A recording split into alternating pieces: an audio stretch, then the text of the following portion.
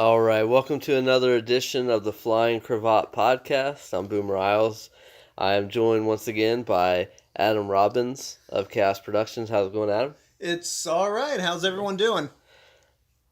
And this is going to be our last edition for the year, so we're going to go ahead and do our end-of-year awards. So comment and tell us if you agree with what we picked or if you had a better one for the category. But first, we're going to get into the TLC pay-per-view. We're going to start with match one, which was the finals for the Mixed Match Challenge. Had Carmella and R-Truth against Jinder Mahal and Alicia Fox. A couple things I wrote down. I thought the dance party spot was really funny. It usually is. The finish was a little weird. I don't think it went quite as anticipated. I gave it half a thumb up. Fun opener. I had no problems with this opening the show. Yeah, I made the comment to you during the match when it ended, when R-Truth said, "We're going to go to WWE headquarters." I'm like, I think the reason they said that is so Vince didn't have to pay for anyone to take a trip. That's probably true. So, but I agree with you, half a thumb, because it was just meh. Kind of goofy. Yeah. Match two was a triple threat for the SmackDown Tag Team Championship. It was New Day versus the Usos versus the Bar. It was a good match, but we've seen different combinations of these three teams fighting throughout the year. The tag team division in WWE really needs a shake-up. And so it's good, but we've seen everything 1,000 times.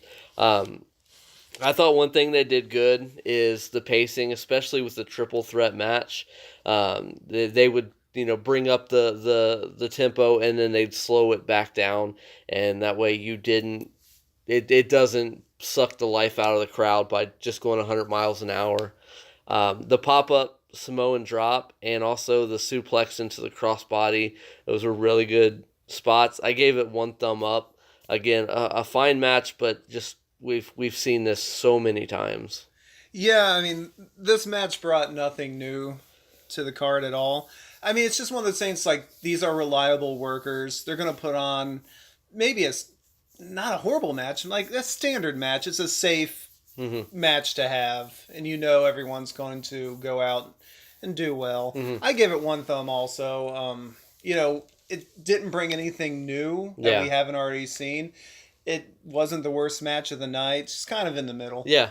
I know one thing that we said when we were watching it is if someone was watching WWE for the first time and this was their match, logically, why wouldn't you pick Big E? Why wouldn't you want the biggest, strongest person? Like, if I was a first-time fan and I saw that, I'd be like, well, that's stupid. Why not pick the biggest guy? Right, especially, I feel Xavier Woods is probably the weakest link in the New Day chain. I mean, Kofi's made a career out of being just amazing in the air and everything like that. Yeah. Big E's the powerhouse. Xavier's more like the hype man. Yeah. I feel like Big E was out, like maybe he's nursing like a nagging injury that no one knows about. It could be, yeah. I mean, that's just the only thought I had about it. Yeah. Yeah. Match 3 was Braun Strowman versus Baron Corbin. Wait, let's be honest. That right there is a little dishonest about that. We have Baron Corbin versus the Braun Strowman army. Yeah, that's right. All the people that have been misusing. And I thought that Apollo Crews had been out with an injury or something because I haven't seen him on pay-per-views. But you also had Chad Gable and Bobby Roode, who they have drastically underused. Finn Balor. Was there anyone else? No, I want to say that's it. Okay. So yeah, this, wasn't even a match. Half a thumb up. Just kind of a waste of time. If Baron wasn't ready, do something else. You mean Braun? That's what I said. if Braun wasn't ready, come up with a different. That's right. Angle came out. Right. That's right. So have Angle fight him. It's just. This was just dumb. Right. I gave it no thumbs up. Okay. I mean, really, I thought it was more of a skit than a match. Yeah, you're right about that. It was a placeholder. I can't remember how long it went on, but it was basically to set up for the next match. Yeah. It's just, let's give the crowd something to laugh at because nobody likes Baron Corbin. Yeah, I agree with you there. Match 4 was Natalya versus Ruby Riott with the rest of the Riott squad. First off, I am not a fan of them using Anvil. I mean, it just happened this year, and even if it had happened a few years ago, Adam, you came up with a good way that they could have used Anvil without doing the glasses breaking and the tables, which I thought was funny that they pretty much had the same full size fat head on both tables. So Right. it's like Natalya asked them where they got it and ordered one herself. But what was your proposed way of bringing Jim into this match? Like, if you really had to have the whole your father passed away angle in it, then I would have done it like, they're trying to bait Natalie into a fight. Natty's not going to do it.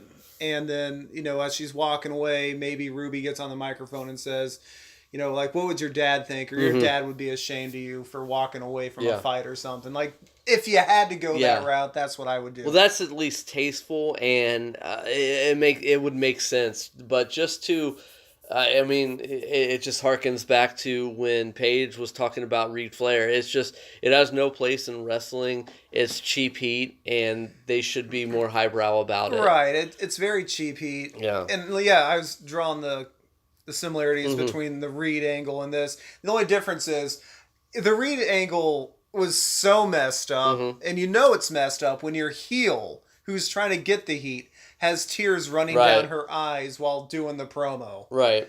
I mean, that's a sign that you have jumped the shark on this. Oh, yeah, definitely. But yeah, that would have been much more tasteful and added a lot to this match. But a couple things. Morgan took a hell of a bump off the apron through the table. That looked sick. That was sick. Like I said, probably not as painful as her relationship with Enzo. Yeah, we got to keep bringing that up. Just let her know. Right. She could do better. Yeah, the cool finish. The only problem I had with the finish is when she went for the Hurricanrana, instead of whipping back really fast like she was going to go through, she went slow and kind of telegraphed that she wasn't going to go through with it, and then Natalya pulled her up and powerbombed her. I gave it 1.5 stars. I thought it was a fine match. It didn't need the Neidhart. Right. That was just not needed. But I thought it was a fine match if you took that stuff out. Right. I gave it 1 thumb. It was a fine match. I think the Anvil stuff really I think it took away some of my pleasure for the match. Well, it leaves a bad taste in your mouth. It really does, Yeah. And it's on I'm just going to give this 1 thumb. It's a good match. They worked well, but you went a little too far with that. Yeah, I agree. Match 5, we had Drew McIntyre, who's getting a monster push, and it's definitely a good thing, versus Finn.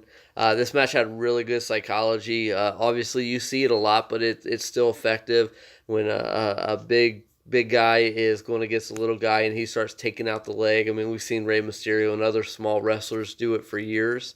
It's great psychology. Finn took some great bumps in this match. He really did. Just those overhead belly. He took 2 of those across the ring. That cannot feel good. Well, look at how his chest looked after the match. Oh yeah. And I like that finish too. The coup de grace was a little rough, yeah. But it wasn't an unexpected finish. I did think that Drew was going to go over, but I gave it 2 thumbs. I thought it was a really, really good match. Yeah, I gave it a 1.5 thumbs. I think the thing that kind of maybe took away from the score was Dolph Ziggler getting involved. Yeah. Because now, Dolph was a heel. Now he's a face, but later on in the show, he's a heel again. Right. So, Dolph... We've talked about what they've done with Dolph. But, I didn't think... I knew he'd come into play, but I didn't think it really helped the match at all. No, it didn't. For him to come in like that. So, 1.5 thumbs for me. That's fine. Match 6, we had Rey Mysterio, a.k.a. Zebra Kid, versus Randy Orton.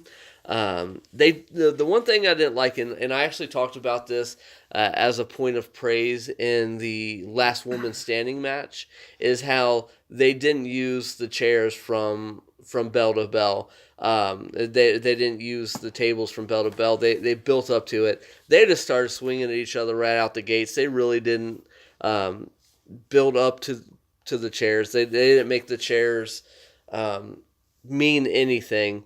But the chair body splash to the outside, that was a cool spot. The musical chairs and then the botched roll up, that was just a silly finish. I gave it 1 thumb. It was entertaining, but they could have done so much more, and they could have made the chairs mean a lot more. Right, lining up the 4 chairs, and I'm thinking, where are they going with this? And It's silly. It was really silly for Randy to sit down in the chair, and it wasn't the first time in the match he did that. Right. There's a spot I believe on the outside where he was sitting in a chair too, and it's just kind of goofy. However, I did give this 1 thumb because they're solid workers. Yeah, Put on a dependable match. Yeah. You can depend on these guys to go out there and deliver. It's not going to be match of the night. In fact, I don't really even think Randy's heart was in this. Yeah. Maybe Ray's wasn't either, but for Randy's reasoning being he's going to destroy all the heroes on the roster, I felt he should have won. I agree. Just so it'd be here's where it begins. Yeah. And it'll probably end at WrestleMania or something. He lost, so I'm okay, well, this angle means nothing. But it's still, like I said, dependable match. Yeah. I kind of feel like they're recycling the Legend Killer Yeah, a gimmick, little bit. and that whole run. But, yeah, 2 competent workers. Ray still looks great with his age and is still flying around the ring. Match 7 was Ronda Rousey versus Nia Jax. I wrote down what was up with Nia's flaps on her suit. Those were so gaudy and just distracting, and they kept flipping up, and it kind of reminded me of back in the WCW days when La Parka would be getting beat up, and his hood, his little cape on his mask kept flipping over his eyes, and he'd have to flip it back. It was just silly. The powerbomb spot was really good. It had a good finish. Of course, I don't think that Ronda should have beat Nia because the way that they're building it, Nia's really, as far as Raw goes, Nia's her only real threat because of her size, and this is the 3rd time she's beat her with the armbar. But I thought it was a good finish. 1 thumb up. Definitely a lot better than Rousey's match with Charlotte last month.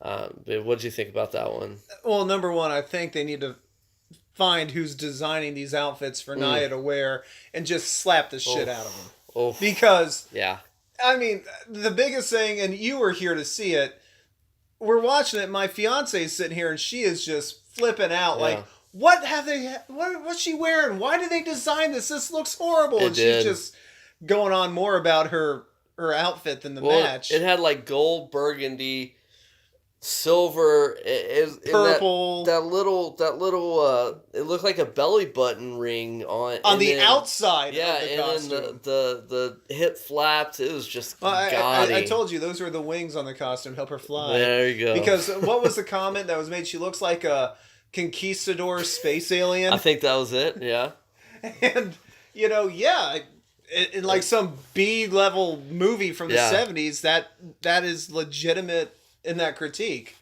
The match itself, I really got to hand it to Nia, being a woman as, not only tall, but as big as she is, and flipping around like she was to make Ronda look good. I gotta, my hat's off to Nia for being able to move like that and not hurting herself. Definitely. The finish, was kind of predictable. You saw it coming. You saw it coming. I think more than the finish, I like the after match segment you see in the back with Becky and Nia, where Becky just lays into her. If they go that way, that should be a good feud. Right. Although, like I said, I don't think Tamina played much of a part in this match, so I don't know why she was there. She was dressed almost as poorly as I think Tamina was wearing the leftover fabrics of whatever the hell Nia's costume was supposed to be. Stitched some up for her. Yeah, that was right. It was awful. I have to laugh at the way they made Ronda look, because Ronda, in the last few pay-per-views, was wearing this heavy eye makeup. Yeah. And now she didn't have, she had sparkles or whatever. And I made the commentary, I'm like, wow, she looks 14 right now. She did look really young. But yeah, I gave it 1 thumb. Again, solid match, but sure. wasn't anything spectacular. I mean, Ronda, I think, has had kind of a rough year because no match, at least on her end, has lived up to her WrestleMania debut. Sure. Yeah, and that's a hard one to top. It is.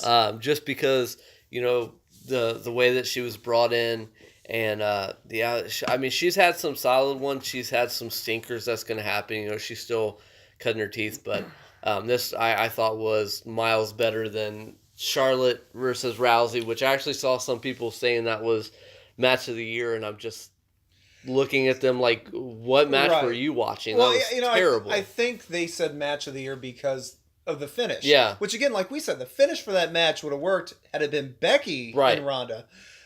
With Charlotte flipping out, it made no sense. None. But, yeah, Ronda botched a lot in that match with Charlotte. Of course, you say you think it was miles ahead of that match. I think this match was miles ahead of her versus the Bellas.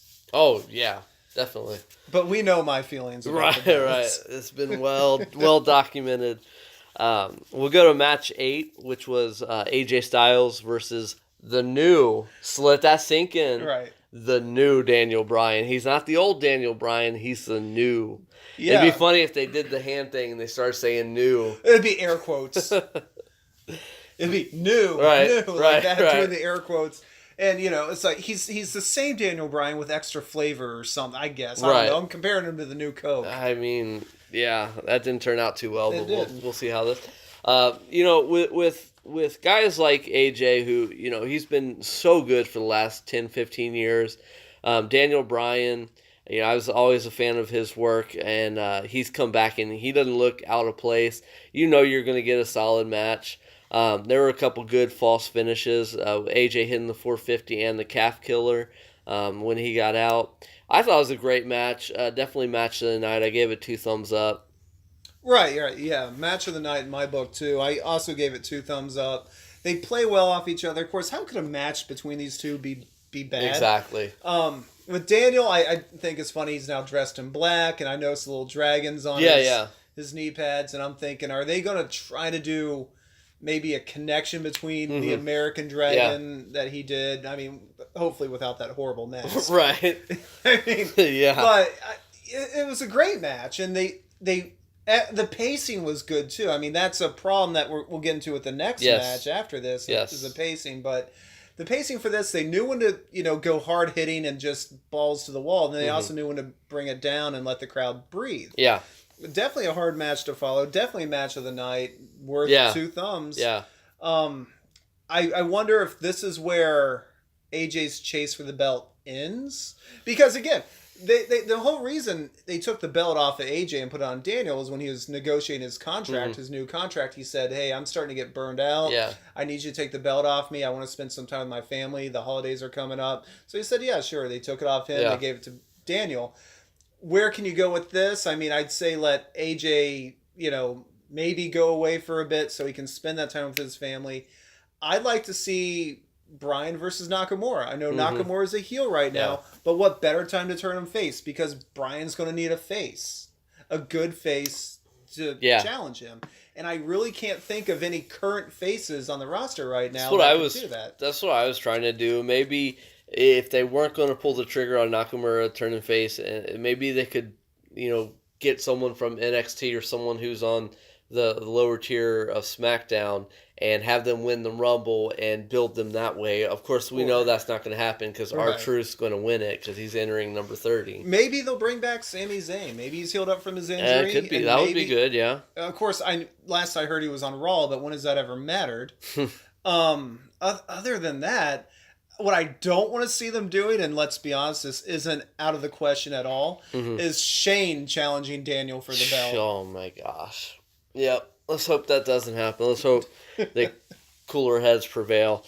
We'll go on to match 9, which was Seth Rollins versus Dean Ambrose. First and foremost, the commentary was awful this entire match. Oh my gosh. I think they gave up on the commentary 3/4 of the way in. And they just started ripping on each other. And well, even that died down. I think 3/4 into the match, that just kind of went away. And then you have Michael Cole repeating himself. Every time someone does a move, he has to repeat the move twice. Yeah, it's the commentary was just dreadful, and Well, why don't you tell, if anyone hasn't heard, what was the commentary? What was the big issue with the commentary on this match? well, I mean, they were You had Corey Graves, yeah, and you had Renee Young yeah, bickering. right, Just bickering through the entire match. Yeah. Because she's married to Dean, Right. and he's like, oh, you know, he must not be great to go home to. I'm like, how the hell does this have anything to do with the match? Well, I mean, they didn't take away too much from a decent match. It was pretty bad from start to finish. Oh, gosh, yeah. So the crowd was dead, and why you would put this with the lack of heat. Now, if they would have came together right after Ambrose turned, then I think the crowd would have been more into this. Right. But the fact that they waited so long, they waited forever for them to come back together, and the crowd just didn't care. You know, and like I was telling you during the match, it hurts me to hate this match because I am such a mark for Dean Ambrose. Right. I loved everything he's done. Yeah. You know, like I said, even back before he was with the WWE, I loved his Jon Moxley stuff. And I know him going heel, he can be a great sinister heel. Yeah, absolutely. And it's been boring. Yeah. I mean, everything about this heel turn has been bad. The night that they decided to turn him heel is the same night Roman came out and said, hey, I have leukemia. I have to go away and focus on my health. And I thought, like, okay, they had originally planned that this is the night that that's going to happen, and they followed through with it, which is bad enough. But to learn that they made that decision because they gauged the crowd being emotional, and they're like, oh, this will really get them. Yeah. I'm like, that's just downright horrible. And then Ambrose hasn't really, he's jumped Seth a few times on Raw, but he hasn't done it when it mattered, like during Survivor Series. Exactly. I mean, he could have turned heel after Survivor Series. Yeah. And he's been off TV. He's, he hasn't been in the building for a lot of this stuff. He, like, one of the segments was him at a doctor's office getting an inoculation shot in the ass. Yeah, I just heard about that tonight, and my jaw hit the floor. Like, why? Literally, because you drooled on the carpet. I did a little bit, but I'm like, this segment is horrible. He's talking, he's cutting this really generic promo, and he's half-assing it, and then he stops because the doctor gives him the needle in the ass, and he continues to go. And I'm like, where is this even going? And then, he comes out like the week or two later, and he's dressed like Bane. He's got the furry coat on and the gas mask and everything, which I'm like, okay, this could be a good new direction. But then he didn't have it tonight. He didn't have the gas mask tonight, and he wore a different coat. Right. And I mean, I'm like, if you want to make him like an OCD germaphobe, just obsessive compulsive guy, that'd be great. I think it would. They didn't do that though. Yeah. And the match, I gave this match no thumbs up, and it hurts, but I know what these two are capable of, and they half-assed everything until the last 5 minutes of the match. Yeah. And I know I talked about my career in the professional wrestling, and I did get to referee for Dean a couple times, and he's a super nice guy. We all knew with his size and his ability that he was going to make it, and he did, and he's capable of so much more. And it's like they've got training wheels on him. The other thing that I didn't like is we've seen it so many times where a wrestler gets jumped from behind. They get put through a table. They get thrown through a window. And the next time they wrestle, they're not going to lock up. They're going to start throwing haymakers. And they locked up, and I think that right off the bat killed the crowd. Because the crowd wanted to see Seth get his hands, or at least try to get his hands. And for them to lock up and go into it like a standard match and go into Greco-Roman grappling, it made absolutely no sense. It's like when Nakamura low-blowed AJ at WrestleMania. The next time he got his hands on him, they didn't lock up. They started throwing bombs, and that's how it would be in real life. Like I said when we were watching it, if I punched you in the face, and then a week later, you finally retaliated, but we shook hands and we started grappling people up. Well, that was completely pointless. Right. You let him get away with punching his face, and you're not even going to try to punch him back. You know, the right. I think one of the biggest problems, we talk about the writing staff.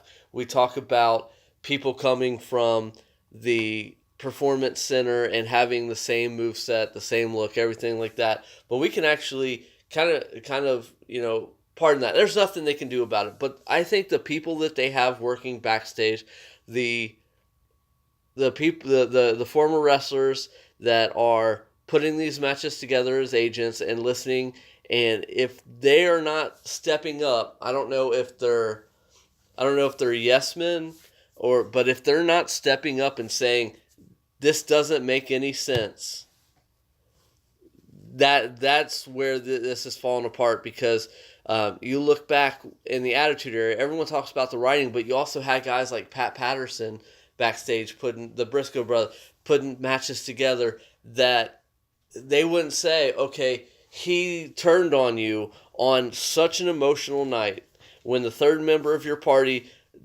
is basically in a fight for his life. He turned on you, stabbed you in the back. Yeah, go out there and do chain wrestling for 5 minutes. He's like, no, punch him in the face. That's what people want to see. You're not having that. Right, and Dean kept making a comment during the match where he's like, you're not going to laugh at me now, you're not going to laugh at me now. In his promos, I can't really remember him knocking home the point of him feeling like he was the joke of the Shield. I think that happened once. Yeah. And we're supposed to remember that and, realize that this comes into play in this match. And I'm like, no, there's nothing about this that was good. And like I said, when they got in the ring and they're eyeing each other, the crowd is screaming, burn it down, which is Seth's new thing. Right.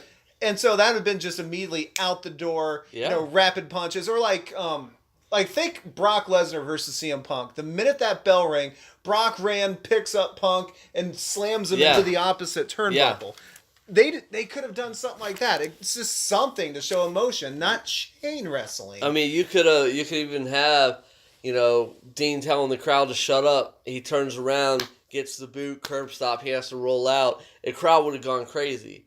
But instead, to just go into it as a standard match and do a lockup, it didn't make any sense in this instance. Right, and Seth even yelled at him. He's like, you've been pushing for this fight. Yeah. And it wasn't much of a fight. Right. And they slowed it down. The crowd, I swear, people were playing on their phones during this match. And I understand, AJ versus Daniel is going to be hard to follow. Yeah. But they didn't even really try. They didn't try. And yeah, if anyone cares, Dean won the belt. But, no one cared. Nobody cared. Right. This could have been a really emotional match. They dropped the ball. And I'll tell you this. It probably should have been somewhere else on the card. Yeah, it should have. The pacing also didn't support a grudge match. Again, it was very slow and plodding. The pacing actually reminded me of the Mysterio Randy Orton match. And the thing with that is that's Orton's whole gimmick, is that he's slow, methodical, and this match, especially Rollins, he has some incredible flying moves, and with Ambrose being a lunatic, this match should have been balls to the wall, insane, and it wasn't. And we talked about the pacing. I forget which match it was. Let's see.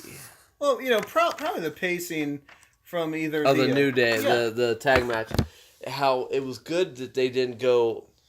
This one needed 100 miles an hour because there was so much passion to it. Right. It didn't have to be. There should have been so much passion to it. And it didn't even have to be bell to bell, but it definitely right out of the gate. Yeah. And like I even said, the only way this pacing would have made sense to me is if it was like the same angle Cactus Jack did in ECW. Yeah. Where it's like, I'm not, Dean could be like, I'm not going to be the lunatic for you guys. You guys don't deserve that. Right. He starts doing like sleeper holds and slow, boring moves as a way to get heel heat. Yeah. But that wasn't it either. No. I thought I also thought the finish was very, very telegraphed. I gave it half a thumb up. Yeah, it should have been so much better. Especially, we waited so long for the heel turn, even though we kind of knew it was coming. And to get this, it's a disgrace. Right, like It really I said, is. I award no thumbs of this Yeah. match. It hurts to say that, but I know what they're capable of, and they did not deliver it. Yeah. All right, we'll go on to the main event, which was a TLC match for the SmackDown Women's Championship. Becky Lynch, Charlotte Flair, and Asuka. And the first thing I said was, in the build-up to the match at Survivor Series, weren't Charlotte and Becky Lynch hugging, and now they're at each other's throats again? Right. You know, I don't even know how they can explain that. You know, when Becky's like, beat her for me, and they hug each other. Yeah. And then when Becky is cleared to come back, it's, I hate you. Yeah. And it's like, look, guys, I don't know who you're trying to convince. Maybe, like, there's some 13-year-olds out there that's like, I hear women be crazy. But you know what? No. Life doesn't work like Right. that. You know, I could see Becky coming back and being like, well, you did a good job against Ronda, but I'd have done a better job. And then, just start that up. Yeah. And but no, they didn't do it like that. So, yeah, like... You know what they should have done at Survivor Series? They should have done the old soap opera treatment. The role of Becky Lynch will be played by Charlotte Flair tonight, and then just act like that never happened. Like, she was treated like a stand-in. Charlotte's wearing a wig or something. Yeah, exactly. Like, Jesus Christ. So, one of the things that I wrote down, and I tip my hat, because I've taken bumps in a ring and outside a ring, and it doesn't feel good. Charlotte took some nasty bumps tonight. Oh, they were trying to kill her. Yeah. I swear, Asuka had that look on her face, is like, I'm going to kill her this time. Yeah. In my streak, will you? Yeah. So, I thought it was a great match. It might rival AJ AJ and Brian for match of the night. It had the right finish. You know, we were watching and saying, if they're going to spurn off, and especially if they're going to do Becky versus Ronda Rousey, this would be a good time when they were both on the ladder for her to come out. That's exactly what happened. She came out, pushed them over. Asuka won, which is awesome. It's awesome, but like I said, it's not Vince out of the goodness of his heart going, right. You know, you're really over and you're such a good worker, because they should have done that at WrestleMania. Mm-hmm. I think this is Becky and or Charlotte is going to Raw. Yeah. Because I keep hearing about how for WrestleMania it's going to be Becky Lynch versus Ronda Rousey. Right. Which is a match I want to see. Yeah. And Nia ruined that on Survivor Mm-hmm. Series. So I would really like to see that. But I think it's like Vince is like, okay, who are we going to give the belt to? And I don't even want it to be like a placeholder like poor Bray Wyatt was before Randy Orton got the belt. And I don't want them to do that to Asuka where it's like, okay, well, Carmella's going to win the female Royal Rumble, and then you're going to drop the belt to her at Mania. No. That would be horrible. Yeah. She needs a long run, and she needs to just start and keep running through people. And then that's when you bring in Baszler. Yeah. Oh, yeah. Oh, yeah. I agree with you there. But I thought it was the right finish. I gave it 2 thumbs up again. And the pay-per-view as a whole, I gave it 3 out of 5 stars. I thought the good matches were so good that they outweighed the crappy matches. Well, I mean, I gave this match here 2 thumbs. Mm-hmm. It's 2 thumbs. Yeah, oh yeah.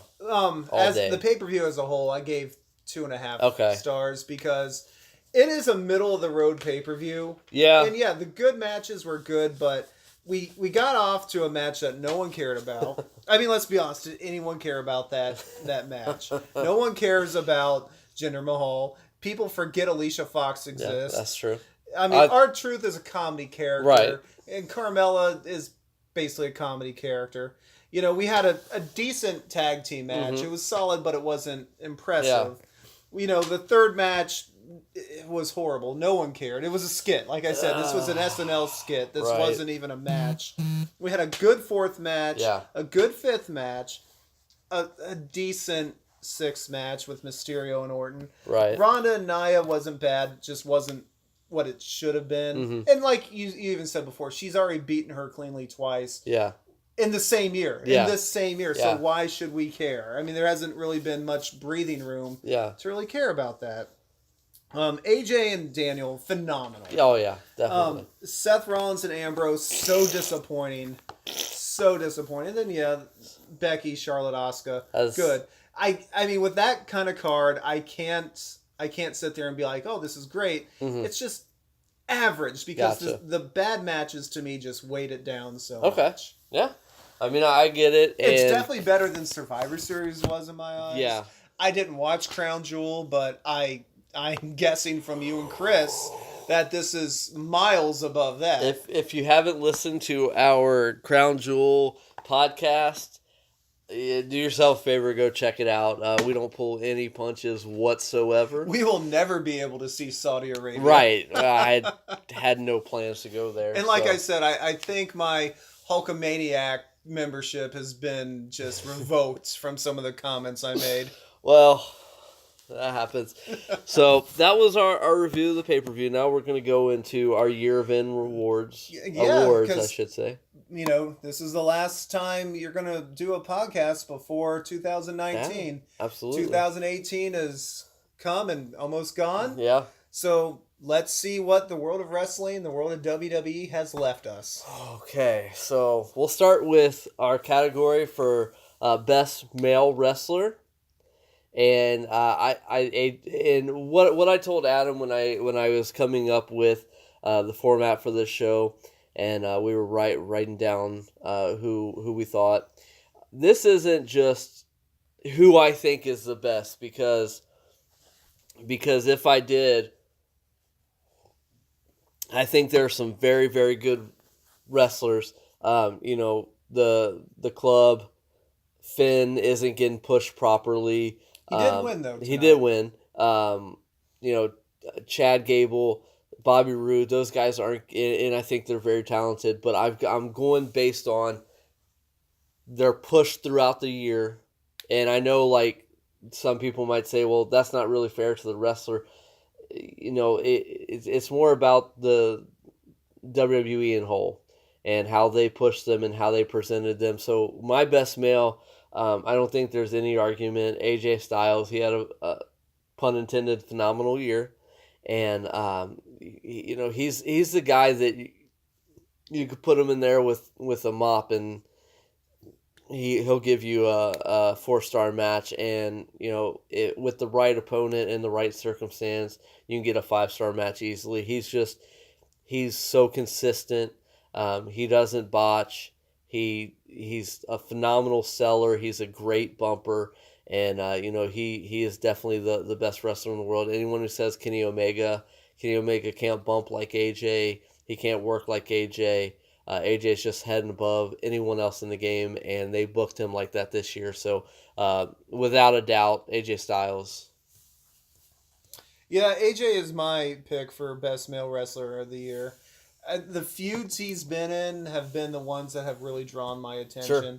And, runners up to me would be Nakamura and Finn Balor. Haven't had the year AJ has had. Yeah. I mean, I tell you, a strong contender, if they would have booked him how they are now throughout the year, would be Drew McIntyre, yeah. Well, and Strowman, but his illogical heel turn and then flip-flop, that took it out for me. Right. And again, that's not on him. He's not saying, hey, let me go do this, but that took him out of the contention. Right. And to go back to something, to go back to this pay-per-view, you were talking about McIntyre and Finn. I think one thing that we didn't mention was that Finn was not the demon in this match. Mm-hmm. I feel he should have been, because when you got a guy that's that much bigger than you, and a kayfabing here, certified psycho, then it's best to let your demon side run. Sure. We didn't have that, but AJ. I mean, again, every single feud he's had, be it Nakamura, be it Joe, be it his his matches with Daniel Bryan. Yeah. I mean, what it says about AJ's year, if you look at when he negotiated his contract, I'm getting burned out. Yeah. Take this belt off of me. I'm working too much. I want to see my family a Yeah. little more. And that just shows the kind of year he is. He's the guy that they are just pushing and focusing on, and he's delivering every time. Well, we said it before. It seems like they're very hesitant to push anyone who came from Impact. Ring of Honor. Yeah, their pushes with Nakamura have been hot and cold. AJ doesn't give them the option to not push him because he's that good. Right. And he's the guy that he needs to be the main event attraction because there's no one better than him right now. I mean, he is at the pinnacle. He's he's so fun to watch. Right. He is every bit the champion that he portrays. Mm-hmm. He is the definition of a champion. He brings it every night. Now, who's your worst male wrestler of the year? The most powerless general manager in history, Baron Corbin. You could do so much. Actually, when I first started coming up with ideas, I wanted to do a podcast on how to fix Baron Corbin. I had this long evolving storyline where he would proclaim himself the new giant. He would take out Kane. He would take out Big Show, and I had all these ideas, and they have just done nothing with him. He won the Andre the Giant Memorial Battle Royal, and from then he had. That can't have been an easy sentence to say. It wasn't. And he had a terrible feud with Kalisto that went nowhere. He's had terrible feuds with other people, with Finn Balor, that went nowhere. Finn beat him over and over, and he still came back for nothing. And the problem with him is one of the biggest problems I have with Bray. I love the Bray Wyatt gimmick. I think if the right creative mind was behind it, writing his dialogue and writing his feuds, he could be one of the biggest superstars, but he has the same problem with Baron Corbin. He's trying to screw over these different people. Why? Has he ever said his motives? No. Yeah. Bray does in like a weird, I am the eater of worlds. Yeah, but this it's always is why I went after the Undertaker. Yeah, it's always the same thing. And then he always gets his ass handed to him in the feud, and then that feud ends, and next week he attacks this person, and I'm a crow flying over a graveyard, and it's just like his feuds don't go anywhere. And I feel the same thing about Baron Corbin right now. This whole general manager kerfuffle has gone on for 4 or 5 months, led absolutely nowhere. He's probably going to get fired tomorrow, and honestly, he needs to go back down to NXT and totally from the ground floor up, revamp his character, revamp his image, and when he comes back, they need to have a storyline for him that's actually going to make sense. So he's my worst male of the year, wrestling wise and storyline wise. That's a pretty good pick right there. I really struggled to find someone that I thought was just absolutely worthless, that added nothing. Mm-hmm. And I came up with one. I think someone that's even more misused than Baron Corbin. I mean, I don't think this guy had any potential, but what they have been doing with him, especially lately, has just been insane. Well, let me guess. Rockstar Spud? Exactly. I mean, I'll know his name on the roster now. Drake Maverick or Maverick Drake, something like that. The only reason he's here is to do piss spots. He did one at Survivor Series, and then he did one again on Raw to Bobby Roode's robe. And now we've ruined AOP because people are chanting AOPP. Which is what you want to happen with two monster heels who should be running through everyone because they're so intimidating looking. Right. This guy, I didn't even like him on Impact. I don't know. He's annoying. He's annoying. That's his only gimmick. You know what he is? He's actually James Ellsworth with a chin. Oh my goodness gracious. I mean, and a British accent. I mean, there's no reason. I mean, yeah, you want to make him administrator, and yeah, I hear he's done things on 205 Live, but they've moved him to this roster, and he's done piss poor. Oh, Pardon yeah. my pun. This is a funny you one. could say they pissed away money with them. I'm So telling that ya. is my pick for just That's worse. a good one. Not even worse, just Unimportant, just unused, worthless. Yeah. His life, his very existence holds zero worth as far as WWE goes. Yeah. So there you go. I mean, he's a decent wrestler, but they're not having him bumped. They're just having him pee. Yeah. It's insane. All right, so from that, we'll go to best female wrestler. And my pick is the man, Becky Lynch. I think she's had a phenomenal, if you take away her getting hurt and not being at Survivor Series, she has just had a meteoric rise. I've always found her entertaining, but I think she really found her stride, and they kicked her character into high gear. So that is my pick, and I hope her momentum carries into 2019. Yeah, she was my pick for best female, and it's great because I've always liked Becky, and I just felt like she was going to get lost in the shuffle. Yeah, I felt like, she'd be someone. Yeah, at some point they might give her the belt because, I think they at one point give all females the belt. If Kelly can hold the belt, I guess anyone can. Of course, it was the Divas. Right. And to see this turn and this angle with Becky, I love it. I can't get enough of it. Yeah. And I don't want Becky's ride to end. I really don't. Yeah. I mean, we saw her lose the championship tonight, but it's not like she was pinned or submitted. Well, not even that. It's not like, she just totally flipped out and just went against the character they established. Right. It's not like she's crying and throwing a fit on the floor or something like that. So I want to see Becky continue on into next year, still being the man. I agree. Yeah. So Becky Lynch is the best female wrestler of 2018. I agree. I'm sorry, Asuka. Please don't kill me. I mean, I no one loves Asuka more than I do, but they screwed the pooch at WrestleMania by ending her streak. And then from then she had a couple months that were kind of dormant. She's picking it up, and I really hope they push her hard in 2019. She can carry that load. Too. Oh yeah, absolutely. She's great. But I got to give it to Lynch just because I absolutely love what they did with her character this year. Worst woman. I'll give you the surname. You can fill in the first name. Bella. They. Nikki or Brie, the Bellas. They don't need to be there. They're not adding anything to the product, and that whole thing with Ronda Rousey, with no build up, just was unneeded. So they need to go. Yeah, they're my pick too. Okay. I mean, of course, if anyone's heard me rant about this, how could you think I'd pick anyone else? Right. And look, I don't know the Bellas outside of the ring, and they might be really nice people outside. I can only judge what I see on TV and on pay-per-views, and it makes me want to slash my wrists every time. Yeah. They are horrible on the mic. They are horrible in the ring. I hate the sight of them. Mm-hmm.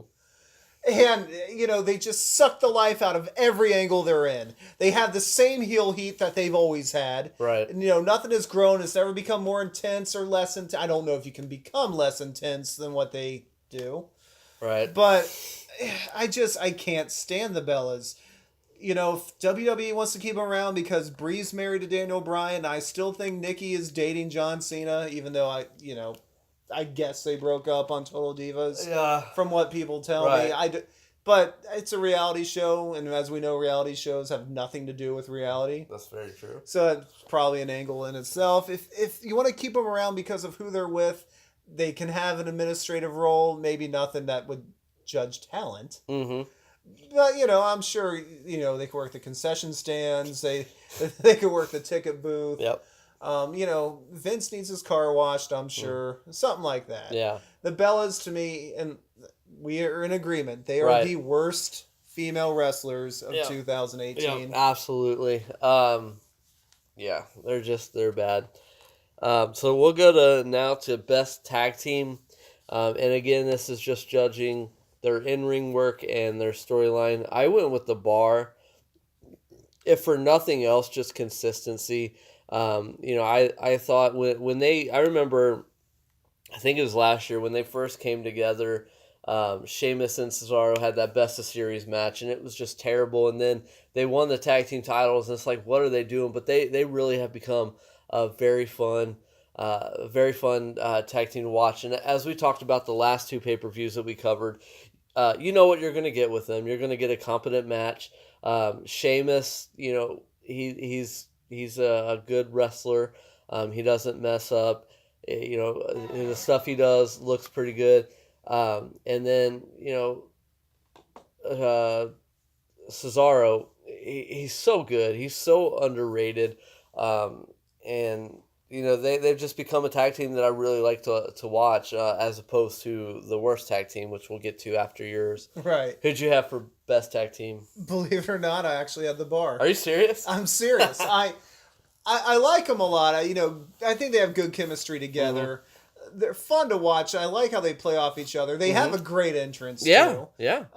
They sometimes you just see tag teams together and they just look cool together. Yeah. Like you could see these guys hanging out even outside of the business. And that's what it is to me. I mean, it's very organic. It is very. It doesn't feel forced at all. Not at all. The best of 7 match going back, that felt forced. There wasn't really that much conflict, and then, like I said, they won the titles, and you're like, oh, what are they going to do? And they just started meshing, and they have styles that complement each other. And you said that they have a cool look, they have a cool interest, they have how they blend their entrance songs. Mm-hmm. It's working. Right. The only thing I would do with them, I would turn them face. Mm-hmm. The crowd likes them. Yeah. They obviously like them. And Cesaro, to my knowledge, has never been a baby face. He is always, in my memory, has been a heel. Right. So I think it's time, and I think Cesaro is likable. I mean, everyone that I know that watches wrestling, they like Cesaro. Yeah. People want to see him get pushed. And, because this is a WWE tag team, when they go their separate ways, obviously one will turn heel, one will be face. I want to see Cesaro turn face because I think he could be a main event guy. I know I've told you and Chris both a lot. I'd love to see Cesaro in a match with Brock Lesnar. Yeah. I think he's big enough. I mean, Lesnar's always running over opponents because he's like this giant bull. But Cesaro, I think people underestimate how big he is. And I could just see if we got away from 10 minutes worth of suplexes, him trying to suplex Cesaro getting out of it, then swinging Brock around. And how funny. That would be a great visual. That would be a great visual, even if you don't show much of that, just show Paul Heyman on the outside of the ring. Oh, yeah.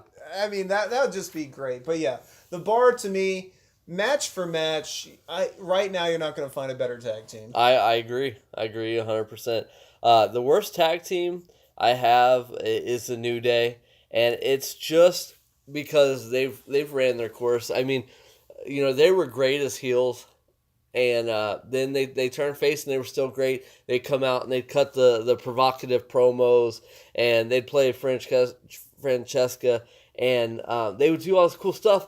And now it's just like they're coming out there, they're shilling merchandise, they're throwing pancakes. Yeah, and it's run their course. What needs to happen, and what I would do with them in 2019, is I would have them reclaim the belts.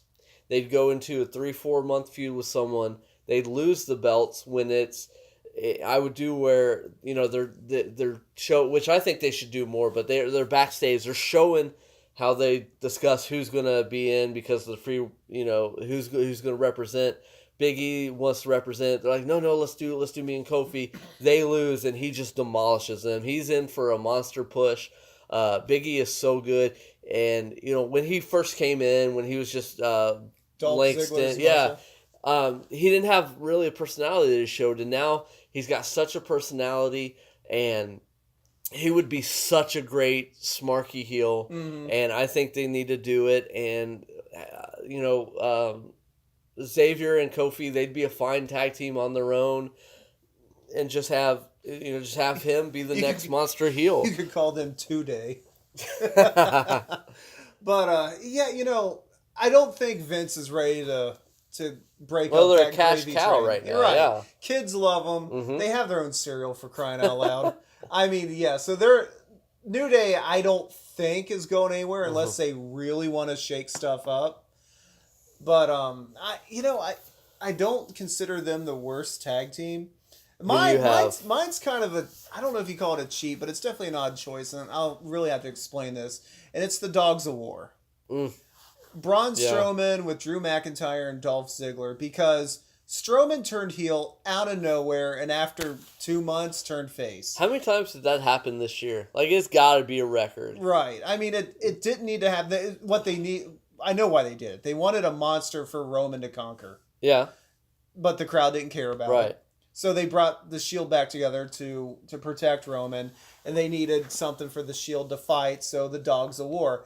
I don't think all three of them gelled well together. Mm-mm. And it just seemed kind of lopsided to me. And, it was just for one angle. And to make a tag team for one angle, then break it up, just to me doesn't work. I mean, it's the same thing what they did with Charlotte when she subbed in for Becky. And think about it. You had Nakamura turn on AJ at WrestleMania for no reason. Well, I get that. I get, like... But I'm just saying there was no build-up. Okay. And then you had the same thing with Charlotte. You had the same thing with the Bella Twins. You have the same thing and the actual same way that Nakamura did it with Daniel Bryan. Like, how many are they just going to turn where there's no build-up? There was a slight build-up with Bryan because before the night that match happened where he turned on AJ, he came out and told AJ to quit talking about him. Yeah. Now, I know AJ said, hey, what are you talking about? All I did was say, we had a great match. But you could kind of see, and I guess kind of you understand where Daniel was coming from, He was always the workhorse, and now AJ's the workhorse, and AJ's saying, hey, look, I beat Daniel Bryan, which isn't how AJ meant it. But you could at least kind of see that. Yeah. With this thing with Braun and everything, no one got it. No one cared about it. No. And it didn't sell pay-per-views. No, he was so over, and it's kind of like when he turned, you're like, huh? Right. It's the Undertaker guy that... What? Why? Right. Why would you do that? It's like, well, what it is wrestling Mad Libs. Yeah. Oh, yeah. I do want to give a runner-up to, now that I think about it, tag teams, good tag teams. One that I thought was off to a good start, and injury has sidelined them, the Bludgeon Brothers. Yeah. I really enjoy that concept. Not as much as Chris. That's like his favorite tag team right now. Well, that's right up his alley. Right. He's got the beard to match. Right. But it's such a good powerhouse team. And like I told you during Survivor Series, I would love to see them when they come back, and I'm sure they will, them fight AOP. Just big guys in the ring putting a hurt on each other. Yeah. All right, so we'll go to Best Feud. I had, without a doubt, even taken away the 2 weeks of peace, Charlotte versus Becky Lynch. I thought it was great. I thought it was emotional. I thought it told a really good story. Yeah, it did. What's your pick? Well, I am really kind of torn on this. But, I really like, Becky Lynch and Charlotte really told a complete story. And you were able to understand both motives. Right. And, sympathize with the so-called heel. Yeah. Also, the other feud that really got me into everything this year was AJ versus Nakamura. Yeah, that's a good one. I just like how, AJ tried to keep it professional at WrestleMania, and then after that it was, okay, it's on. Right. It's on. And they had 3 matches, and I didn't watch any of the, the Saudi one they did. Did they wrestle in Saudi Arabia at Greatest Royal Rumble? I'm not sure. I didn't watch that one. I didn't watch that, but I've come to realize with a lot of these pay-per-views that happen overseas, and they bring in retired wrestlers, that they're going to recycle some of these matches for the next pay-per-view. Yeah. So I didn't even bother watching them. But the 3 pay-per-views I did watch with AJ and Shinsuke, I was just like, wow, each one got better and better and better. So, it's really hard to pick which one I like the most. I guess because Becky and Charlotte are on both of our lists, that has to be the match or the feud of the year. Now, We do have exactly the same pick for worst feud of the year. Yep. Ronda Rousey versus the Bellas with that whole 2 week build up. Yeah. And then the match was just dog crap anyway. So the less said. You want to talk that. about that anymore? Oh my gosh! Well, what can I say about this that I haven't already said? You got the Bellas just kind of leeching their way onto the camera because there's a camera there, and then suddenly turning on Ronda, no reason, and then a pay-per-view match that was subpar at best. I mean, I know why they did it. Nikki can at least make Ronda look good because Nikki can take a beating. But there were so many already heels that could have done that. Right. Instead of having this turn out of nowhere, and in retrospect, it meant nothing. And did the crowd care? No. The crowd did not care. Yeah. It didn't. Again, if you're going to do a feud and want it to mean something, it doesn't have to be feud of the year. But if you want it to mean something, it's got to give people a reason to want to tune in. Yeah, absolutely. And I don't think anyone thought that Ronda Rousey is going to lose to Nikki Bella. Yeah. I actually, going back to best feud, I would say a runner-up for me would be AJ and Samoa Joe. I thought that was a really good feud. That was really good too. All right, so we'll move on to best match or match of the year. Mine, I know when we watched Evolution together, and I think I might have said this the last pay-per-view, I was higher on Toni Storm and what's her name? Oh my gosh. I'm drawing a blank right now. Io Sherry. Yeah. Then I was Becky and Charlotte and the last woman standing. However, I actually did go back and watch that a few weeks ago, and I was wrong. That was match of the night, and I think that's match of the year. I think just they main evented that show. Ronda and Nikki did not.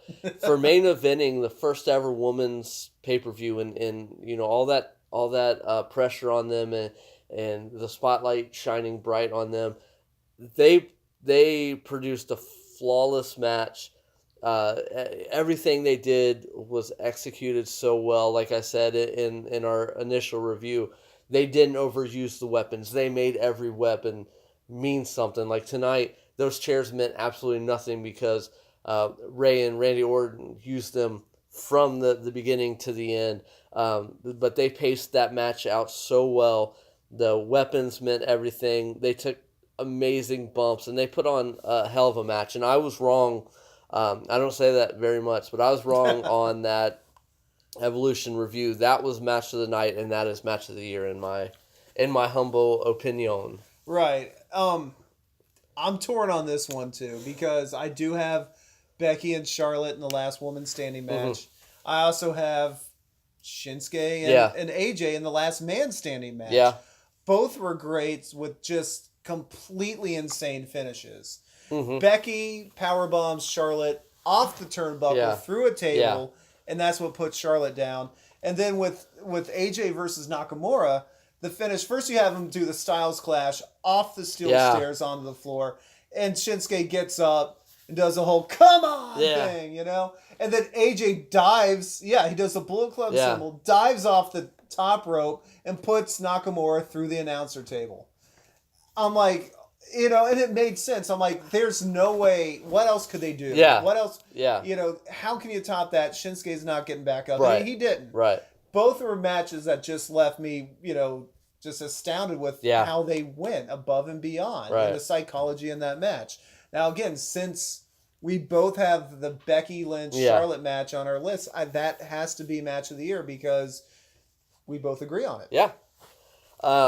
And this is when we did the Evolution pay-per-view, we had that segment, How to Fix WWE, and I said one of the things that I would do is get rid of the stipulated pay-per-views outside of the Royal Rumble and Survivor Series. Like TLC, we had 4 matches that were, because they were supposed to involve tables, ladders, and chairs, and the stipulations really didn't add anything to the matches, No. except for the TLC. Except for the where main the event. belt was hanging. Those two matches, those last man standing, the reason they were so good wasn't because they were gimmick matches. It's because the feud had gotten to that point where you couldn't have a standard match. Right. You had to have a last man standing. You had to finally see who the stronger was. And when you just shoehorn in, okay, we got an elimination chamber, let's cook up 6 contenders and put them in there. When it's more organic, the matches and the storylines are going to be better. Right. I remember Hell in the Cell 2000. It's the 6-man Hell in the Cell. Each one had a legitimate gripe Absolutely. to be in that match. Absolutely. And why is that remembered? I mean, also for Rikishi almost dying. Yeah. He didn't want to take that bump. No, I don't blame him. I don't blame him at all. So. I'm sure when you're up there, that truck looked pretty small. Yeah. Exactly. All right, we'll move on to worst match. Survivor Series, Ronda versus Charlotte. Terrible. Just terrible. They didn't click. As we said, the only good thing about it was at the end, but if that would have been Becky, that match would have been so much better. But since Charlotte was, again, shoehorned into a role that she shouldn't have been, and then to see the aftermath of now they're back at each other's throat when they were hugging, just throw that out. That was Ronda's worst match as a professional wrestler. It was one of Charlotte's worst matches, and it was just terrible. Well, I originally was going to go with Ronda versus the Bella Twins. Mm-hmm. But after tonight, I got to say Seth Rollins versus Dean Ambrose. Wow. And that, again, kills me to say. Right. Because I'm such a mark for Ambrose. I like Rollins as well. But the amount of just not giving a damn in this match. They were on autopilot. It's let's get to the Royal Rumble and then we'll turn it up a notch. And I mean, you see that with some of the B pay-per-views. I remember, I think it was Sammy and Kevin Owens, and someone said it wasn't as good. And they're like, well, yeah, it was just, Fastlane. Wait until WrestleMania when they really pour it on. And first of all, I don't think that's how you should approach a match. No, not at all. Pay-per-view match when you're supposed to bring it. Let's go back to Styles versus Nakamura. You had the first match of WrestleMania, and it was just a straight-up match. Nakamura turns heel. Yeah. Then the next match you have is a no DQ match. And it ends with them both being counted out because they couldn't get up to the count of 10. Yeah. Which leads to the last man standing match. So each match serves a point, and it's not on autopilot. It gets bigger and bigger because, again, like you said, we've been through this. Let's see who's going to be the last man standing. Yeah. Let's see who's really the best, and we'll put this to rest when it's done. And this, they had a build-up since October to build this match up. And 2 months. They have done nothing with it. Yep. And, I hate to say it because they're so talented, and I'm a huge fan. And it's just like, to see this out there, and I thought to myself that first minute where they're looking at each other and the crowd's screaming, burn it down, burn it down. I thought, this is going to go one of two ways. It's going to be just, as JR would say, a slobber knocker of a match, and I'm going to be happy. Yeah. Or they're going to coast through this because, like you said, the Royal Rumble is next month. And one of the best matches at the Rumble I've ever seen is Dean Ambrose versus Kevin Owens for the Intercontinental belt. Yeah. Oh, that was a great one. That was a great match. That table spot where gosh, so good. And I could see them having that type of match at the Royal Rumble. I could too. But that doesn't mean you just go out and do the bare minimum. Not to mention, the announcers really added to the displeasure. They took me right out of that match. I think I was looking at my phone for half that match just because. You and Sarah both. Yeah, I'm like, you guys just stopped caring about pitiful. this. And I don't know why I'm not playing with my phone while watching this. Yeah, and it sucks because, again, with athletes that caliber and we've seen what they can do, it should have been so much better. But yeah, that was because I had stopped watching for a while, and I started watching again when my friend Chad Allegra, Carl Anderson, I heard he was coming in. I heard AJ and Shinsuke Nakamura were coming in. I started watching again, and I think that's one of the first No, I started watching. It was the Hell in a Cell, Brock versus Taker. So that January, I would have, and that match was phenomenal. Just the way that they set up that table, and instead of throwing them right through it, they went to something else, and you forgot about it until he climbed up and he got pushed off, and it was just like, oh, that was an amazing spot and an amazing match. Yeah, I remember that vividly. Right, so... And that's what a good match should do. You should be able to remember. And this was built as a grudge match. Right, and it wasn't. And it was... You know what it was? It was a house show match. It was a house show match, or it was a Survivor Series match with Rollins versus Nakamura. Only without the high spots that you had. It was just like, here's two guys that really don't have a beef with each other, but they're just here because of this pay-per-view. Right. That's what this was. But you can even do that good. I mean, look at, we were talking earlier, Finn and AJ, when he just got thrown on the pay-per-view. Right. And that was a phenomenal match. Right, and there's really no excuse because AJ had, 2 hours of sleep? Right. And they put this match together in 3 hours? And it was great. It was so much fun to watch. No excuse. It's just, it really felt like they just didn't give a damn. And maybe it was creative because they dragged their feet on actually having them come together again, and they're like, well, we really don't have anything big planned till January. Just go out there and give them something. Right. It's like you built this angle up. You started it. First off, you started on a night you shouldn't. Mm-hmm. But you had 2 months of them really not. I mean, yeah, Ambrose would attack Seth from behind and do these weird promos, but you let it sit for too long, and the audience is just like, oh yeah, there's this. And that crowd was not having it. Oh my goodness! They were chanting, "This is boring." Yep, they were, and they were chanting Becky, which they should have. Right. All right, so we'll go on to the best pay-per-view, hands down Evolution. Just because I thought, well, first of all, I thought it was the best pay-per-view from top to bottom. They had some really, really incredible wrestling. The matches that stick out to me, obviously, the last woman standing match, Shayna Baszler versus Kairi Sane was incredible. The match, Toni Storm, Io Shirai, incredible match. And then just them. I've always really liked women's wrestling. I think when you have a show, you need to try to appeal to as many people as you can. I thought WCW did a great job. They had the American grapplers, they had Japanese strong style wrestlers, they had luchadors. The one thing they didn't really have until almost the end was a legitimate women's division. I think that's one thing. So when I tune in, I don't just want to see two big sweaty guys. I want that variety. I love seeing, okay, here's a high flying match. Here's and the women that the WWE has today are some of the best women that have ever laced up boots. They can rival most of the other wrestlers in the world.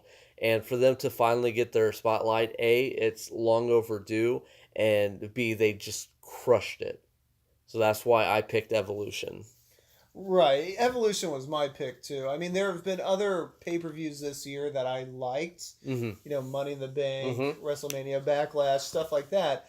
But as far as delivering from beginning to end, as consistent as it was, Evolution has to win. And women, that was the night where the women stood up and said, we can hang even better than the guys. Oh, yeah.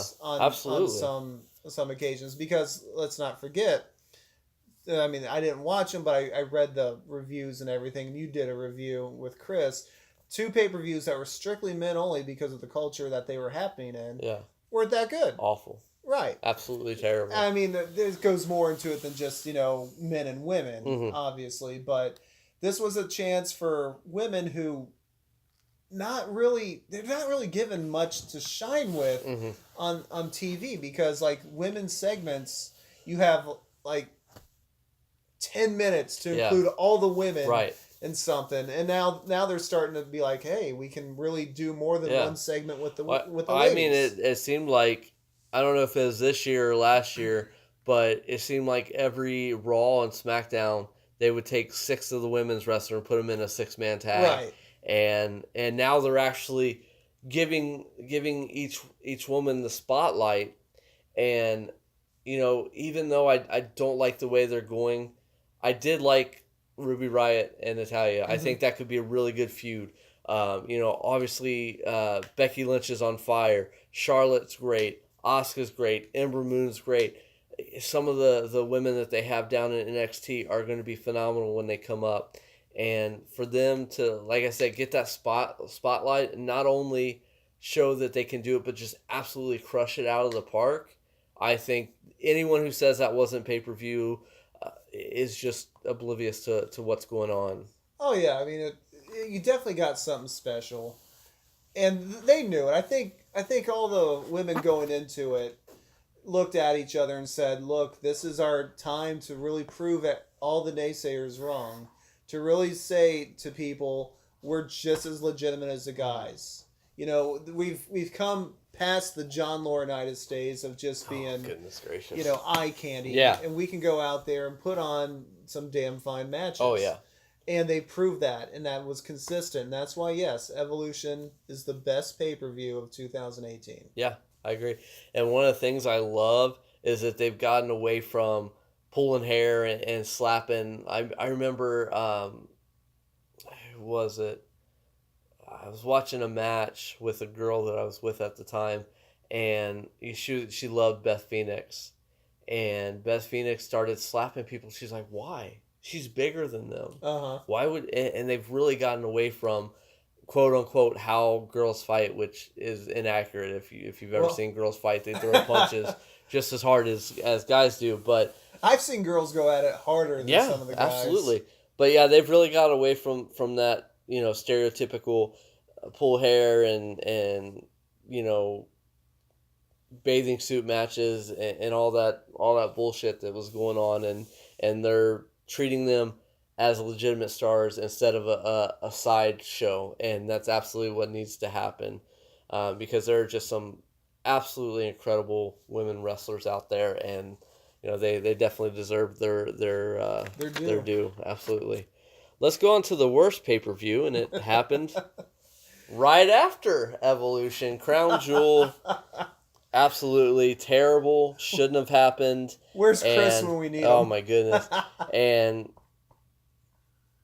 for it to be such a tumultuous place that they're going to, and all the backlash, you better make sure that the wrestling is damn good, and it was damn awful. So that was the worst pay-per-view of 2018. I have to agree with you, and I didn't even watch the damn thing. Just being there with you and Chris as you're going through each match on the card, and I am just astounded with the finishes. I'm astounded with the botches. I'm astounded with just every bit of psychology in this. How, like you said, here's the World Cup. Who wins it? Shane. What? Well, because of course he does. It's like... He wasn't really? even in the match. Right. That doesn't matter. Right. Yeah, it doesn't matter, He's Shane McMahon. Right. And look, out of all the McMahons, Shane's my favorite. Because he looks like someone, like, if you worked for him, you could be like, this is a cool guy to work with. He gets the business. It's not like how Stephanie wants to do 50-50 booking and all this stuff. It's like Shane has been in there long enough. He gets it. So I don't want to sit here and rag on him, but at the same time, oh, holy hell. Yeah. There's no reason, why couldn't someone of, like you said, an NXT person? Yeah. How about at the last minute, Drew? Right. I mean, I get that where they were going with that, but still, it's disappointing. And then I agree. For, some of the botches were like, nobody caught Shawn Michaels when he dove out of the ring. And he's like 90 years old, and they're like, oh, we'll be fine. And then sending out Hulk Hogan to calm the waters. Like, Jesus Christ, do you even think? You know what? It was probably like, look, people are already pissed about this. This is at least going to get us some Twitter heat. Yeah. So here we go. Yeah. Here we go. There's no such thing as bad publicity, right? There is. Yeah, they got it. They got it, and it was deserved.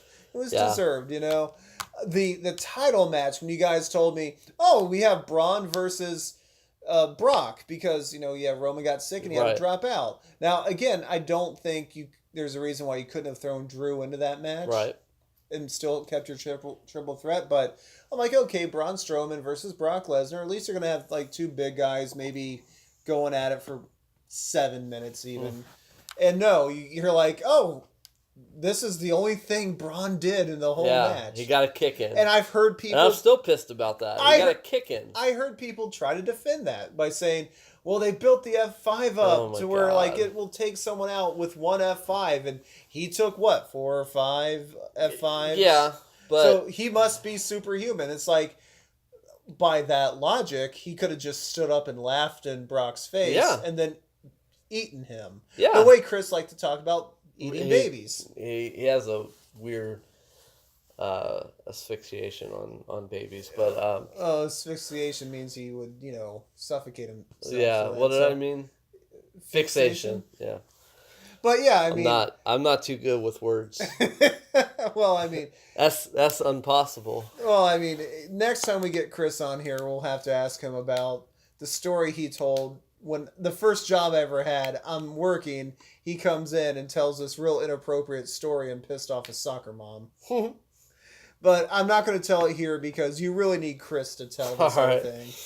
But yeah, I didn't even watch Crown Jewel, but based on every article I've read, based on every podcast I've listened to, based on how they don't even like to talk about it afterwards. It's the WWE, taboo. It's not even really talking about that pay-per-view or referring back. Like, we had Brock Lesnar versus Daniel Bryan, and they didn't even show Brock win. They showed Daniel win, right? But they didn't really want to talk about Brock winning. How he got the belt, right. So if you're that ashamed of it, then Crown Jewel is the worst pay-per-view of 2018. I completely agree. Let's go to our last two categories, which are best moment and worst moment. Again, my best moment, just referring back, is the women wrestlers finally getting their spotlight and taking it and running with it. And the biggest thing that it does for me is it gives me a lot of hope that the way that the women that are there now and that are coming up and are going to be pushed respectively. It's not going to be where they push a couple and the rest are just either jobbing every time or just, hey, we don't have anything, put them in a 6-man match. I think they're putting more of this match was main evented by a women's match, which it should have been because it was one of the best matches. They're getting more of a spotlight, and you look at some of the people that they have in NXT. Bianca Belair, I think she's going to be phenomenal. Kairi Sane, Bowser when she comes up, and the other four horsemen when they finally get in there. They've just got. I know she was Nixon Newell, Tegan Knox. I'm very big on her. She just debuted maybe a month ago in NXT, and she's going to be very, very good. So the talent that they have coming in and the talent that they have now, I think that in 2019, I think that women's wrestling is going to be absolutely incredible in the WWE, and that I hope that they make a commitment to continue to push it how they're pushing it now. Yeah, very well said. And like I said, the women are finally getting to be acknowledged as something more than just eye candy. Right. Gone are the days of the bra and panties matches. Yeah, exactly. Or the pillow fights. Or, in the Divas Search, the pie eating contest. Yeah. Now we're like, hey, these are legitimate athletes. Oh, yeah. And we're treating them as Asuka will kick your face off, and Nia Jax will break your you. face. Right. My best moment is also the worst moment. I mean, it's the same moment. Yeah. And we were talking about this earlier. I'm going to have to explain this. The best and worst moment of 2018 is Roman Reigns coming out and saying, hey, I have leukemia. Yeah. Now, the reason I have this for best moment is it showed, number one, it got to show legitimate emotion from Roman, which how could you not have that? Yeah, sure. That moment. It also showed the WWE audience saying, okay, we realize there's a difference between Roman Reigns and this guy who just introduced himself as Joe. Yeah. And so the boos stopped, and like, yeah, we don't like, and trust me, I'm not a Roman Reigns fan at all. I'm not. Right. He's a decent big guy, but I never saw him as a main event guy, Mm-hmm. and I still haven't. You know, I'm not going to let his situation automatically change my way of thinking, but it was, he came to them very open with his heart on his sleeve. And for the fans to sit there and be like, okay, this is actually real and important. Yeah.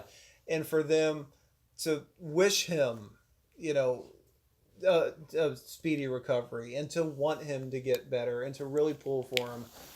That to me says a lot about the audience of the WWE and how no matter, you know, how we know there's a difference. We know kayfabe and we know reality, and we can legitimately draw a line between the two. So that is the best moment for me because of that. Yeah. It's also the worst moment because, again, you have a guy, even if I'm not a fan of him, you have a guy coming out and saying, I have this life-threatening disease. Yeah. And I've had it for a while, and it's come back, and I have to step away. Yeah. That has to hurt. Yeah. And he has kids, and that's scary. And then, you know, on top of that, I don't like how they're kind of using it as a selling point for certain things. You know, not like here, buy a ribbon to support, you know, the fight against leukemia and have him, you know, as like the poster of it. I can understand that, but it's more like, you know, again, the night he reveals he has leukemia, that's when you decide to turn Ambrose heel because you want to play on the emotion of the audience. Which was just awful. That's horrible. Yeah. And then, of course, I've read a conspiracy theory that some people are claiming maybe Roman doesn't really have leukemia, and they're just using this as a way for when he comes back to get a legitimate pop. I would sincerely hope, and you know, with the whole, you know, anvil picture and glasses and all that, I would hope they have enough common sense that even though that stuff is, you know, it crosses a line, this one drives a mile over the line. I mean, that would be irredeemable. Irredeemable, unforgivable. Yeah. And I don't believe that to be true. I believe he really legitimately has this.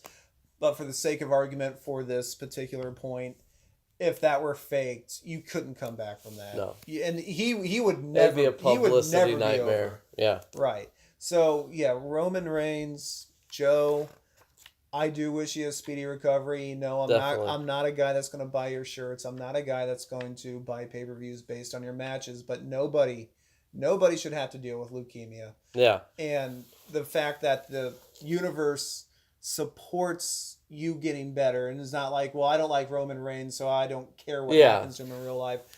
You've got to separate the person from the character. That, to me, is the best moment of the year and the worst moment of 2018. Yeah, and it is a very somber moment, obviously. Mine was just Shane McMahon winning the World Cup just because, like we talked about in the Crown Jewel, just the stars that they could have made from this instead of just putting in the wrestlers that we've seen over and over and have it where Shane McMahon inserts himself and wins in 2 moves in street clothes. Like, it was terrible. Especially because the next time we saw him at a pay-per-view was the Survivor Series, big, Survivor Series match, and Shane had a couple spots, but he was basically dead for most of the match. Yeah, I mean... And if you're going to win that trophy, if you're going to win that, I don't even know, position, then you got to go on and just knock it out of the park, at least for, in my mind, like a few pay-per-views to be just spotless with it. Yeah, and it was terrible, but I'm with you. Regardless of whether I like someone, obviously I don't want anyone to go through disease like that, and I said right after it broke that I wish him a speedy recovery. Obviously, if you're one of those people that says, well, I'm not going to wish him well because I don't like him, you need to take a long look in the mirror. You need to separate the person from a character that he's portraying. It's not his fault that he's been pushed down our throats by Vince McMahon. That's completely on Vince McMahon. And if you don't have the moral compass to say, well, I wish him well, even though I don't like the character that they present, it's awful. Exactly. And stop, get help. Right. But no, we don't want to end this podcast on a negative note. So I posed a question for Adam to think about, and the last thing that we'll do here is, if WWE could make one New Year's resolution and they have to keep it, what would it be? One New Year's resolution and they have to keep it. They have to. That's tough because I can come up with several. Right. I guess for 2019, what I want to see as a New Year's resolution is maybe Vince take a step back and at least give them 3 to 4 months of him not rewriting television and just seeing what the writers are capable of. I criticize the writing staff nonstop. I really do. And I know I'm not the only one who does that. But if he really is rewriting everything at the last minute, then okay, let's give him a few months to see what they can do without his interference. If the product is still bad, then yeah, you gotta find new writers. Yeah. But at least let's see what it's capable of instead of having this guy take everything, because he's been the showrunner for 25 years. His vision was, his vision's never changed, so maybe let someone else with a fresh set of eyes say, exactly, let's try this. Yeah, I agree wholeheartedly. My New Year's resolution would be, if an injury or an illness or an arrest, a suspension happens, don't do a knee-jerk heel change, face change, storyline change. Stay the course, because, we talked about it. Becky got hurt. She only missed a pay-per-view. So you could have had her come out and do something non-contact, pull the referee out and screw Charlotte or Ronda Rousey. You could have had her come out and hit her with a kendo stick that would have led in, or a chair that would have led into tonight. Right. But to just shoehorn Charlotte again, and I know I'm harping on it, but it still pisses me off, for that one night, and then everything goes back to the way it was before. It's just, stick to your guns. If something happens, don't rush your decision. She gets a concussion, and Nia Jax comes out and, I'm sorry, Ronda, you're not going to have your match because I broke her face. Well, don't have her come out and say, well, I'm going to choose someone to replace. Have her say, I'm going to get better and I'm going to come back twice as mad and I'm going to hit you twice as hard and I'm going to kick you twice as hard. But don't let the circumstances affect your booking to the way that you're just pulling the trigger on a heel change, on a face change, and it means nothing in the long run. And to be more forward thinking, like, I feel like they're writing the storylines week to week, and it's, it goes back to the Roman Reigns thing. Why would you do it that night?